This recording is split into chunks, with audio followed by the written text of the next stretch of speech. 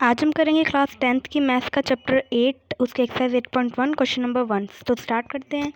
ये हमारा question number 1 in triangle A B C, जिसमें ट्रायंगल ए बी सी दे रखा है और ए बी दे रखी है 24, बी सी 7 सेंटीमीटर, जिसमें हमें साइन ए निकालना है और कॉस ए निकालना है। हमें पता है साइन का जो रेशो होता है वो पी अपॉन एच होता है, यानी कि परपेंडिकुलर अपॉन में हाइपोटेन्यूस। ये उसको निकालने का तरीका पंडित बद्री प्रसाद हररपुर करके हम निकालते हैं। कॉस ए हो गया बी अपॉन में एच, यानी कि बेस अपॉन में हाइपोटेनियस। अब यहाँ पर साइन ए और साइन सी से क्या मतलब है वो देखेंगे। तो पहले परपेंडिकुलर हमें 24 दिया हुआ और बेस 7 दिया हुआ, हमें हाइपोटेनियस निकालनी पड़ेगी।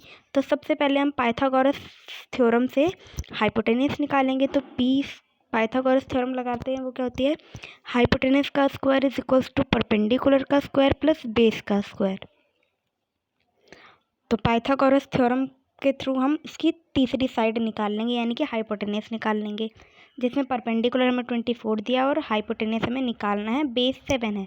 तो H square is equals to में परपेंडिकुलर की जगह पे 24 का स्क्वायर प्लस बेस की जगह पे 7 का स्क्वायर। अब 24 का स्क्वायर लिखेंगे, 24 का स्क्वायर होता है 576 और 7 का स्क्वायर से 49।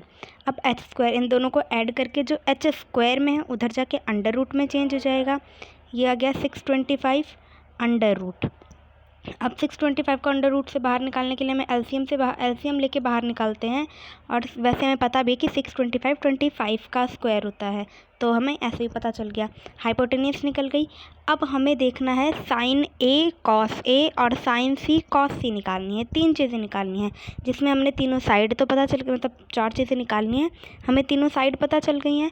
परपेंडिकुलर 24 है, बेस 7 है और हाइपोटेनियस 25 है।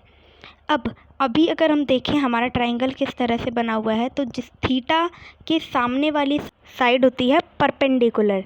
अगर हम थीटा ए लेंगे तो जो 7 है वो परपेंडिकुलर हो जाएगा, 24 बेस हो जाएगा।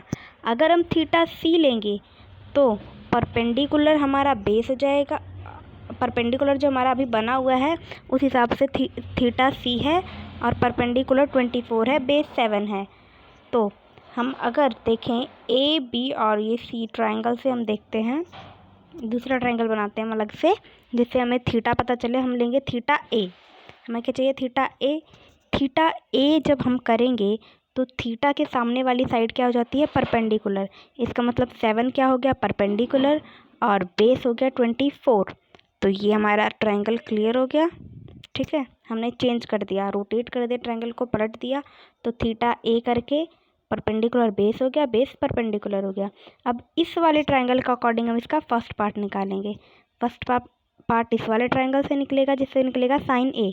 साइन होता है पी अपॉन एच। परपेंडिकुलर अब हमारा क्या हो गया है, 7 हो गया है। अभी परपेंडिकुलर 7 है और जो पहले ट्रायंगल बना हुआ था जिसमें थीटा सी था उसमें परपेंडिकुलर 24 रहेगा।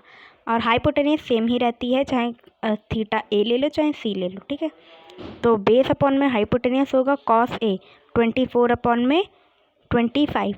ठीक है, बेस और परपेंडिकुलर आपस में चेंज हो गए थीटा ए होते ही, क्योंकि थीटा के सामने वाली साइड परपेंडिकुलर होती है। ये बहुत इंपॉर्टेंट है, याद रखना, क्योंकि इस वाले एक्सरसाइज में ज़्यादातर ट्रायंगल चेंज करने का क्वेश्चन आते हैं, इसीलिए। अब हमें चाहिए थीटा सी, यानी कि साइन सी। थीटा की जगह पे सी है, इसका मतलब साइन सी। थीटा सी लेंगे तो थीटा के सामने वाली साइड 24, थीटा के सामने वाली साइड परपेंडिकुलर होती है जो कि 24 ही है और बेस 7 है। ठीक है, अब साइन पी यानी कि परपेंडिकुलर है 24, हाइपोटेनस 25। हाइपोटेनस सेम ही है दोनों में। कॉस सी होता है बी अपॉन एच, बेस हमारा 7 है, हाइपोटेनस 25 है।